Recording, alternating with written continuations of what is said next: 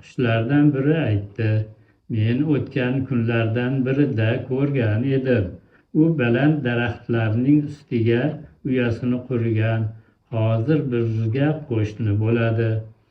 Kunlar o'tgan sayin baliqlardan kerakli miqdorda ololmay qolishdi.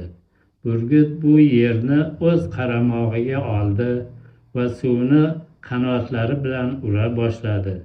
O'z kuchidan foydalanib, mag'rurlanib, go'yo zamon podshohi edi.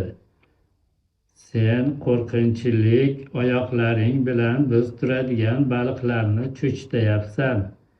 Baliq tutayotganda zo'ravon qanotlaring bilan qo'pirib harakat qilasan. Nega biz kabi sekin baliq tutmaysan?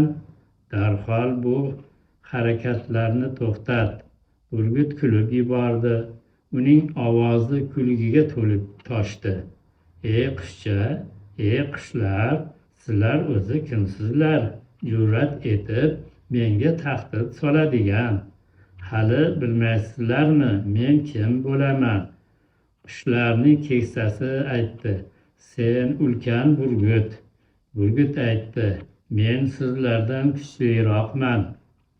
Keksa qush aytdi: "Sen yolg'iz o'zing, biz esa ko'p, ya'ni bir olam." Burgut aytdi: "Siz ojiz va qo'rqoqsiz.